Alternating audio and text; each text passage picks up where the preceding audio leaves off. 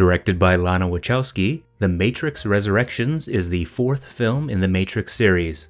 At the beginning of the movie, you have Neo in the real world as Thomas Anderson, who is a video game developer that became famous for making a game called The Matrix. His boss tells him that they're moving forward with a sequel called The Matrix 4, so you and Anderson are not sure what's real or not. Everyone knows the characters and the story from the first 3 movies, but they all know it as a video game. So you have this really interesting mystery right off the bat. Then the movie shits the bed, and I was like, oh no, this is really bad.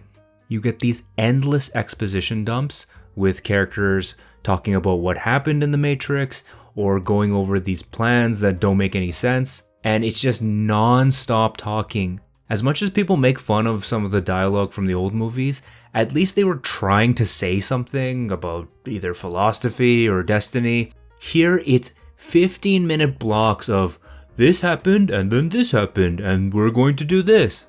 And the stuff you expect from the Matrix movies, like the great action scenes, are not here. There are maybe 4 action sequences in the entire movie. The fights look terrible too. Instead of the really clean choreography and shots from the first movies, you have the camera in way too close, shaking around, cutting every 2 seconds, or the camera is really far away and it just looks like everyone is slow dancing with each other. And of course there's slow motion, but instead of it looking really clean like it did 20 years ago because they used all these crazy high-speed cameras, here it looks like they just stretched out the frames, so everything looks really blurry and grainy.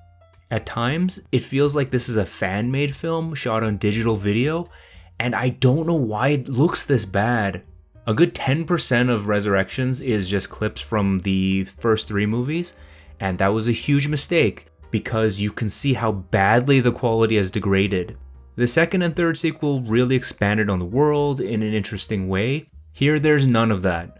They could have done so much more, like how they start with The Matrix being a video game. You can go into questions like, what does it mean to play a game? Are you completing goals because you want to? Or do you think this is what your character would do? Or maybe the developers are guiding you. And the internet has changed so much as well with social media and influencers. So you could have put any of that stuff in here, but instead you get this really boring rescue story.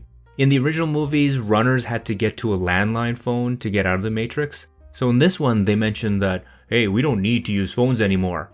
Okay, so what do you do then? What are the rules? Never explain. They just walk off camera and wake up on the ship. This happens in the climax of the film as well, where it just cuts off and it moves on to the ending. Everything about this movie is not only bad, but a huge letdown.